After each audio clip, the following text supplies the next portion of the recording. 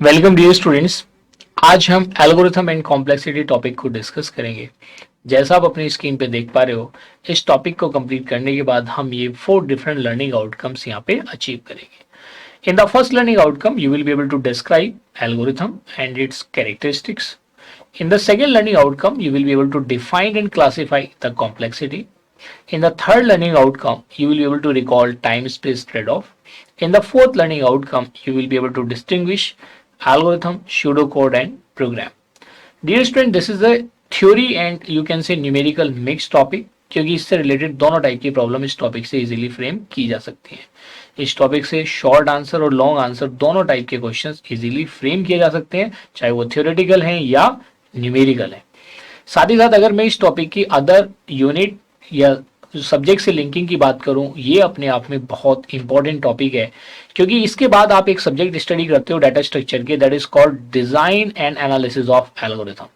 उसके अंदर ये कॉन्सेप्ट और डिटेल में आप स्टडी करते हो, जिसमें डिफरेंट एल्गोरिथम अप्रोचेज हैं, चाहे वो डायनेमिक प्रोग्रामिंग है, ग्रीडी अप्रोच है, ब्रांच एंड बाउंड है या एनी अदर है, जिसमें आप डिफरेंट ऑप्टिमाइजेशन टेक्निक भी स्टडी करते हो। लेकिन ये फाउंडेशन है। इवन डाटा स्ट्रक्चर के अंदर भी आप देखेंगे, जितने भी आप डाटा स्ट्रक्चर के कॉन्सेप्ट स्टडी करने वाले हो आगे, चाहे वो एरे है, स्टैक है, क्यू है, ट्री है, ग्राफ है, वहां पे भी आप देखेंगे इसका प्रॉपर यूटिलाइजेशन है। आप कॉम्प्लेक्सिटी फाइंड आउट करेंगे, कॉम्प्लेक्सिटी एग्जामिनेशन में भी पूछी जाएगी, और अगर मैं इसको competitive examination point of view से बात करूं तो भी बहुत इंपॉर्टेंट है। मान लिया आप कैंपस इंटरव्यू में बैठते हैं और आपसे इंटरव्यू में क्वेश्चंस पूछे जाते हैं, तो कहीं ना कहीं आपको कॉम्प्लेक्सिटी से रिलेटेड भी प्रॉब्लम फेस करनी पड़ेगी। अगर आप किसी कॉम्पिटिटिव एग्जामिनेशन में रिटन टेस्ट में क्वेश्चंस हैं और ये टॉपिक मेंशन्ड है, तो इससे रिलेटेड क्वेश्चन आपको 100% पूछे जाएंगे। और अगर आप इस सेशन में आप देखेंगे तो इन 4 डिफरेंट लर्निंग आउटकम को टेस्ट करने के लिए आपसे अलग अलग नॉलेज चेक के क्वेश्चंस भी आपको दिए जाएंगे। आप अपने आप को टेस्ट करेंगे। फिर इसके बाद एक समरी क्विज के क्वेश्चंस होंगे, जो ओवरऑल इन 4 डिफरेंट लर्निंग आउटकम के मिक्स्ड होंगे। तो वो सारे क्वेश्चंस होंगे या तो पास्ट ईयर कॉम्पिटिटिव एग्जामिनेशन में पूछे जा चुके हैं, competitive examination is referring to your campus placement और गेट एग्जामिनेशन, या पूछे जा सकते हैं। तो इसलिए ओवरऑल ये टॉपिक अपने आप में काफी मेजर अहम रोल प्ले करता है, जिसको आप बोल सकते हो या उसको मेजर रोल बोल सकते हो। तो आइए स्टार्ट करते हैं। वैसे तो एल्गोरिथम के कॉन्सेप्ट और कैरेक्टरिस्टिक को आपने fundamental of computers and programming in C में भी स्टडी किया होगा, और आपके में अगर प्रॉब्लम सॉल्विंग यूजिंग पाइथन थी तो उसके अंदर भी आपने इस कॉन्सेप्ट को स्टडी किया होगा। इट डिपेंड्स कि आपने कौन सी प्रोग्रामिंग लैंग्वेज को फर्स्ट ईयर में स्टडी किया है। आइए स्टार्ट करते हैं with the first learning outcome, algorithm and its characteristics. So dear student, यहाँ पे हम एल्गोरिथम और उसकी कैरेक्टरिस्टिक्स की बात करने जा रहे हैं। तो सबसे पहले हम समझेंगे एल्गोरिथम। तो ओवरऑल देखिए होता क्या है। बेसिकली देखिए, आपके पास एक प्रॉब्लम होती है, say you are having a problem. Problem क्या हो सकती है? मान लिया कोई क्लाइंट आता है, उसकी अपनी प्रॉब्लम लेके आता है और वो आपसे सॉफ्टवेयर डेवलप कराना चाहता है। तो वो जो उसकी रिक्वायरमेंट्स होंगी, वो उसकी रिक्वायरमेंट क्या होंगी, जो वो प्रॉब्लम फेस कर रहा है और वो आपसे उसका सोल्यूशन चाहता है। तो आपके पास, और जैसे आप अगर कोई मैथमेटिक्स में भी प्रॉब्लम है, आपके पास कोई क्वेश्चन है, आप उसे सॉल्व करना चाहते हो, तो प्रॉब्लम है, और प्रॉब्लम का आप क्या करेंगे, आप एक सॉल्यूशन फाइंड आउट करेंगे। क्या करेंगे? आप उसका सॉल्यूशन फाइंड आउट करेंगे। इस प्रॉब्लम के सॉल्यूशन को हम यहां पे क्या स्टडी करने जा रहे हैं? एज अ एल्गोरिथम स्टडी करने जा रहे हैं। क्या करने जा रहे हैं? एज एन एल्गोरिथम स्टडी करने जा रहे हैं। ये जो एल्गोरिथम है, इस एल्गोरिथम को हम अलग अलग फॉर्म में रिप्रेजेंट कर सकते हैं। तो the algorithm can be represented as, इसको हम रिप्रेजेंट कर सकते हैं in the form of flow chart और in the form of pseudocode. इन दो तरीके से इस एल्गोरिथम को हम रिप्रेजेंट कर सकते हैं। ये क्या है? These are the representations. हम किसकी बात कर रहे हैं? ये दोनों के दोनों क्या है? These are the representations of an algorithm. Representations of an algorithm. अभी हम कॉन्सेप्ट समझ रहे हैं, उसके बाद एग्जामिनेशन में कैसे लिखना है उसकी मैं डेफिनेशन आपको बताऊंगा, अलग अलग कैरेक्टरिस्टिक्स आपको बताऊंगा। ये तो रिप्रेजेंटेशन होगी। अब इन दोनों का जो इंप्लीमेंटेशन है, अगर मैं कहता हूं जी मुझे इन दोनों को इंप्लीमेंट करना है, तो इन दोनों को, या यू कैन से एल्गोरिथम को, वो स्यूडोकोड भी हो सकता है और एल्गोरिथम भी हो सकता है। अगर आप इन्हें इंप्लीमेंट करना चाहते हो, तो इंप्लीमेंटेशन के लिए आप क्या यूज करेंगे? For the purpose of implementation you have to use pseudocode. इसका purpose pseudocode, not pseudocode. You have to implement program. अब ये जो स्यूडोकोड या फ्लोचार्ट है या एल्गोरिथम है, इन तीनों के तीनों को आप इंप्लीमेंट कर सकते हो किसी प्रोग्रामिंग लैंग्वेज में। किसके अंदर इंप्लीमेंट कर सकते हो? इन अ प्रोग्रामिंग लैंग्वेज, और ये क्या होगा, प्रोग्राम होगा। ये program in any programming language, in any programming language. लेकिन जैसे हम यहाँ पे डाटा स्ट्रक्चर यूजिंग सी कर रहे हैं, तो यहाँ पे हम उसको प्रोग्रामिंग इन सी ही करेंगे। Is it clear to everybody? तो इस तरीके से ये पूरा सिनेरियो वर्क करता है। तो आपको ये ओवरऑल थीम पता होनी चाहिए कि भाई प्रॉब्लम से इनिशिएट होता है, उसके सॉल्यूशन एल्गोरिथम हो सकते हैं, एल्गोरिथम का representation flow chart pseudo code हो सकता है, और इसका इंप्लीमेंटेशन एक प्रोग्राम होगा which is in a programming language, program in any programming language. तो इसकी हम क्या बात कर रहे हैं, this is an implementation part. क्या करेंगे आप, this is an implementation part. Clear है? तो जब आप क्लाइंट सर्वर वाली बात करते हैं, आई मीन क्लाइंट आपके पास आता है और कंपनी के अंदर जब आप सॉफ्टवेयर बनाते हैं, तो वहां पे आप देखते हैं एसडीएलसी फॉलो होती है, सॉफ्टवेयर डेवलपमेंट लाइफ साइकिल, जिसमें रिक्वायरमेंट का सबसे पहले एनालिसिस होता है। रिक्वायरमेंट आती है, उसकी फिजिबिलिटी स्टडी होती है, एनालिसिस होता है, और उसके बाद फिर एनालिसिस के बाद design, then coding, then testing, and after there is an implementation phase. इस तरीके से सॉफ्टवेयर डेवलपमेंट साइकिल के अलग अलग मॉडल्स आपके यूटिलाइज होते हैं, जैसे वाटरफॉल मॉडल है, तो इस तरीके से आप उसको यूज करते हैं। तो यहाँ पे इतनी डिटेल में जाने की जरूरत नहीं, बस इतना कॉन्सेप्ट आपको समझना जरूरी है कि भाई ये किस तरीके से एल्गोरिथम की हम यहाँ पे बात करने जा रहे हैं। तो चलिए अब एग्जामिनेशन पॉइंट ऑफ व्यू से समझते हैं कि एल्गोरिथम की अगर डेफिनेशन आती है और उसकी कैरेक्टरिस्टिक्स आती है तो उसको हम कैसे लिखेंगे। तो एल्गोरिथम क्या है, एक स्टेप बाय स्टेप प्रोसीजर है to solve a particular problem. मान लिया अब ये जो एल्गोरिथम है ये परसेप्शन पे डिपेंड करती है, पर्सन टू पर्सन वेरी करती है।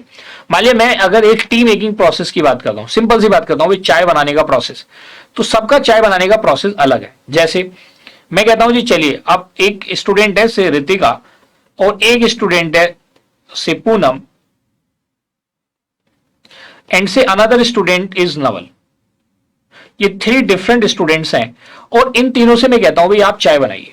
तो ये तीनों के तीनों कैसे कैसे बनाएंगे। मान लो रितिका है, रितिका क्या करती है, सारी चीजों को मिक्स करके एक साथ रख देती है। सारी चीजों में क्या यूज करती है, टी लीव्स हो गई, शुगर हो गया, वाटर के उसने यूज ही नहीं किया, मिल्क यूज किया फॉर एग्जाम्पल, उसने डाला, बॉइल किया। तो ये जो स्टेप्स हैं, जो स्टेप्स वो फॉलो कर रहा है उसको लिखता चले जाए, चाहे वो रितिका हो या पूनम हो या नवल हो, तो वो चीज क्या कहलाएगी, एल्गोरिथम। तो अब इन तीनों के स्टेप्स अलग अलग हो सकते हैं, लेकिन एक चीज क्या होगी, इनपुट और आउटपुट कॉमन होंगे, internal processing can be different. ये बात समझ में आ गई आपको।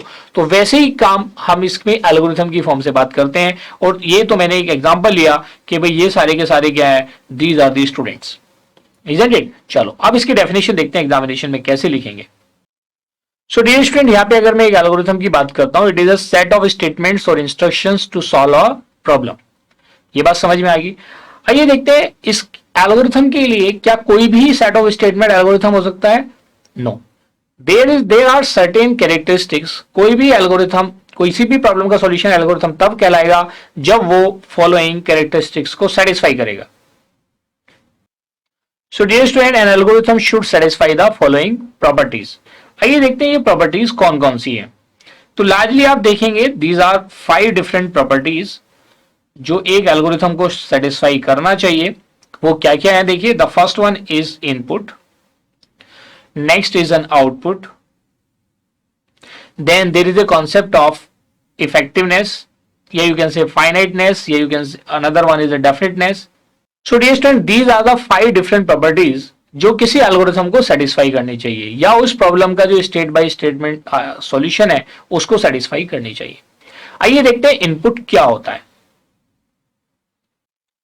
अगर मैं बात करता हूं इनपुट की, एन एल्गोरिथम मे हैव 0 और मोर इनपुट्स। अब 0 की बात कैसे आती है कि भी मान लीजिए जैसे आप एक प्रोग्राम बनाते हो या सिर्फ आपको क्या करना है, एक मैसेज डिस्प्ले करना है, तो मैसेज डिस्प्ले करने के लिए there is no need of any input.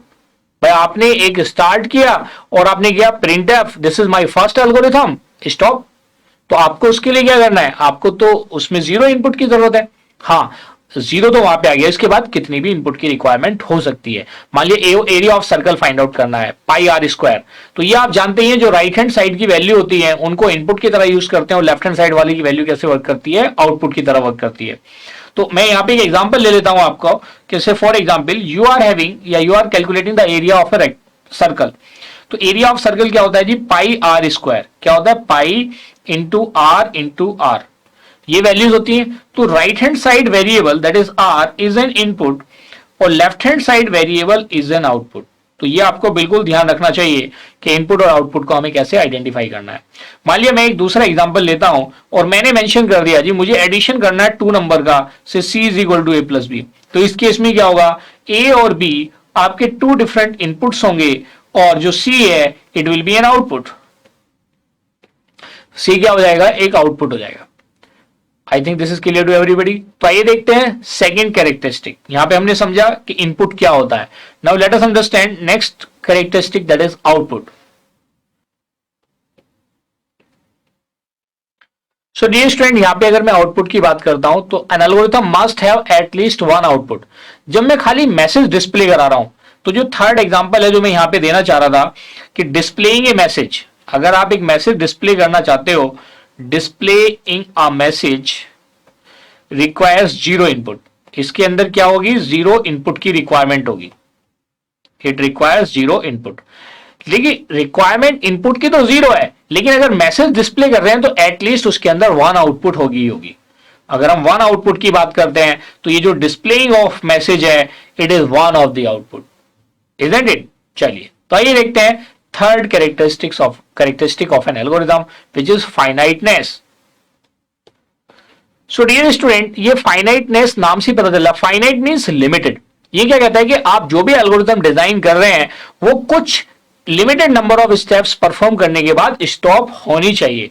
अगर वो नहीं होती तो वो कहां चली जाएगी, इनफाइनाइट लूप में। इसीलिए एल्गोरिथम की एक कैरेक्टरिस्टिक है कि वो कुछ certain number of steps perform करने के बाद क्या करना है, उसको रुकना है। सो डियर स्टूडेंट, अगर मैं फाइनाइटनेस की बात करूं, an algorithm must terminate after performing some finite steps. ये चीज क्लियर होगी, ऐसा ना हो कि आपकी एल्गोरिथम किस में चली जाए, इनफाइनाइट लूप में चली जाए। आइए देखते हैं fourth characteristic which is definiteness. Fourth characteristic क्या हमारी, definiteness. And last one is effectiveness. So dear student, definiteness नाम से पता चल रहा है, डेफिनेटनेस मींस अनएम्बिगुअस। इसको आप अनएम्बिगुअस भी बोल सकते हो कि उसका एक सिंगल मीनिंग होना चाहिए। Ambiguity means confusion, it should be unambiguous. ये बात समझ रहे हैं कि जो भी एल्गोरिथम आप डिजाइन कर रहे हैं उसका एक सिंगल मीनिंग होना चाहिए, दैट इज कॉल्ड डेफिनेटनेस और अनएम्बिगुअस प्रॉपर्टी या कैरेक्टरिस्टिक।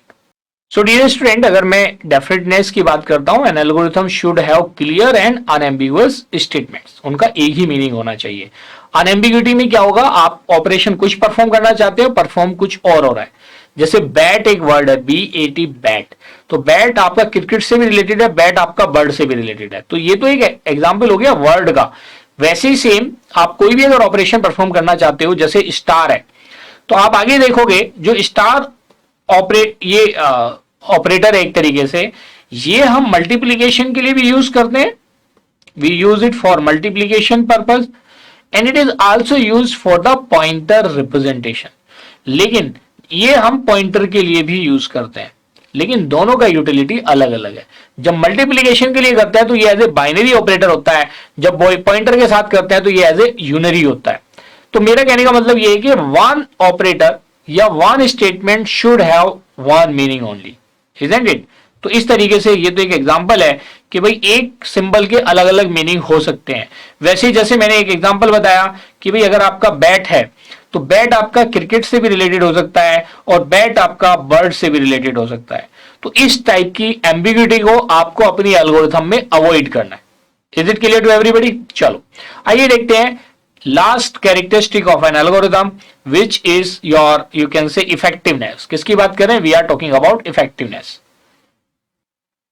तो देखिए इफेक्टिवनेस का मतलब क्या है कि आपकी जो एल्गोरिथम है वो बिल्कुल बेसिक होनी चाहिए। Your algorithm should be basic. So dear student, अगर हम इफेक्टिवनेस की बात करते हैं तो every statement of the algorithm should be basic. मतलब आप उसे इजीली क्या कर सकते हैं, राइट, और if required you can draw it. So these are the various characteristics of an algorithm. So dear student, ये तो हमने यहाँ पे डिस्कस किया कि भाई एल्गोरिथम क्या है, उसकी क्या क्या कैरेक्टरिस्टिक्स हैं, लेकिन हमें कुछ यहाँ पे टाइप्स ऑफ एल्गोरिथम भी पता होना चाहिए कि किस किस टाइप के एल्गोरिथम्स एग्जिस्ट करती हैं, जिसको आप आगे डिस्कस करेंगे डाटा स्ट्रक्चर में या आप स्टडी करेंगे design and analysis of algorithm में। काफी सारी एल्गोरिथम तो हम यहाँ डाटा स्ट्रक्चर में स्टडी कर लेंगे, but there will be some that will be discussed in design and analysis of algorithm. So dear student, आइए देखते हैं वन बाय वन कौन कौन से टाइप की एल्गोरिथम्स हैं। So dear student, first type of algorithm है brute force algorithm. Brute force का मतलब होता है हिट एंड ट्रायल। सबसे पहले आपको अगर कोई भी प्रॉब्लम मिलती है तो आप शुरू कर देते हो, वो गलत होता है, फिर दूसरा सॉल्यूशन ट्राई करते हो। So that comes into the category of brute force algorithm. Second one is recursive algorithms. आइए देखते हैं रिकर्सिव एल्गोरिथम क्या है। और रिकर्जन का मतलब होता है फंक्शन कॉल टू इटसेल्फ। आपने प्रोग्रामिंग इन सी में स्टडी करा होगा, और जो एल्गोरिथम उस फिनोमिना को फॉलो करती हैं रिकर्जन के, उनको हम रिकर्सिव एल्गोरिथम बोलते हैं। आइए देखते हैं रिकर्सिव एल्गोरिथम कौन कौन सी है। The first one is divide and conquer algorithm. ये एकदम आपके दिमाग में आ जाएगा कि ये जो डिवाइड एंड कॉन्कर है, ये तो बिल्कुल वही है जो अंग्रेजों ने किया था और अभी भी करते हैं, डिवाइड एंड कॉन्कर स्ट्रेटेजी। तो वैसे क्या होगा, कोई बड़ी प्रॉब्लम होगी, उसको छोटी प्रॉब्लम में डिवाइड करके उसका सॉल्यूशन फाइंड आउट किया जाएगा।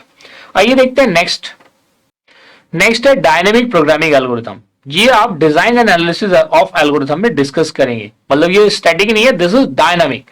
मतलब डायनेमिक का मतलब रन टाइम पे जिस चीज का डिसीजन होना हो। Next is a greedy algorithm. ये भी आप एल्गोरिथम स्टडी करेंगे डिजाइन एनालिसिस ऑफ एल्गोरिथम में, लेकिन इसके कुछ कॉन्सेप्ट आप ग्राफ में भी स्टडी करेंगे, ग्रीडी एल्गोरिथम। आइए देखते हैं next type of algorithm. So dear student, जो रिकर्सिव एल्गोरिथम का पार्ट है वो बैक ट्रैकिंग एल्गोरिथम भी है। तो जब बड़ी बड़ी प्रॉब्लम है जो इन कैटेगरीज को बिलोंग करते हैं, उनको हम कहीं ना कहीं स्प्लिट करके रिकर्सिव सॉल्यूशन फाइंड आउट करते हैं। रिकर्जन अपने आप में कॉम्प्लेक्स है, लेकिन अगर आपको रिकर्जन का कॉन्सेप्ट समझ में आ जाता है, then it becomes very easier for you to solve the large problems. समझ में आ गया? तो ये तीनों के तीनों कॉन्सेप्ट अगर आप देखेंगे, इन तीनों का हम यूटिलाइजेशन करते हैं एल्गोरिथम, मतलब design and analysis of algorithm subject में। Design and analysis of algorithm ये उस पार्ट में जाएगा, लेकिन कुछ पार्ट आप देखेंगे उसका यूटिलाइजेशन हम यहां ग्राफ में भी करेंगे। जैसे ये डिवाइड एंड कॉन्कर एल्गोरिथम है, ये डा में भी आप स्टडी करते हो, ये इसके अंदर भी स्टडी करते हो, और इसको हम मर्ज सॉर्ट और क्विक सॉर्ट में यहां पे भी स्टडी करेंगे डाटा स्ट्रक्चर्स में।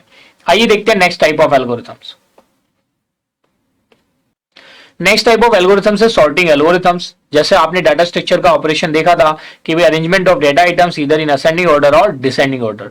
तो जो डिफरेंट टाइप की सॉर्टिंग एल्गोरिथम है, चाहे वो divide and conquer strategy based हो या अदर हो, जैसे बबल सॉर्ट है, इंसर्शन सॉर्ट है, क्विक सॉर्ट है, मर्ज सॉर्ट है, रेडिक्स सॉर्ट है, बकेट सॉर्ट है, इन सबको कहीं ना कहीं हम इसमें स्टडी करते हैं। आइए देखते हैं next type of algorithms. So dear student, next type of algorithms are the searching algorithm, जिसमें आप किसी एलिमेंट का लोकेशन फाइंड आउट करना चाहते हो, जिसमें लीनियर सर्च और बाइनरी सर्च को आप आगे स्टडी करोगे। नेक्स्ट टाइप ऑफ एल्गोरिथम्स है randomized algorithms. So dear student, नाम से पता चल रहा है रैंडमाइज्ड एल्गोरिथम है। इसमें आप रैंडम नंबर का जो सिलेक्शन है, जिसको आप आउटकम बेस्ड, मतलब कि क्या आउटकम होगा, जैसे आप प्रोबेबिलिटी स्टडी करते हो, उसी टाइप से जो नंबर्स हैं, उन रैंडमाइज्ड एल्गोरिथम्स की हेल्प से आप नंबर्स को जनरेट करते हो एज पर योर रिक्वायरमेंट। इसको भी आप डिजाइन एनालिसिस ऑफ एल्गोरिथम में स्टडी करोगे। ये भी किसका पार्ट होगा? शॉर्ट में इसको क्या बोलते हैं? We call it as DA. तो ये this part is known as DA, कहीं पे इसको आरडा भी बोलते हैं। आइए देखते हैं next type of algorithms. So dear student, this is next type of algorithm which is a hashing algorithm, और इसको आप डाटा स्ट्रक्चर में स्टडी करेंगे। तो ये सारे के सारे कॉन्सेप्ट जो आपने यहाँ पे स्टडी किए हैं, these are very helpful for your semester examination as well as for your competitive examination. So dear student, in this way we have achieved our first learning outcome. Now you are able to define, or you can say describe, algorithm and its characteristics.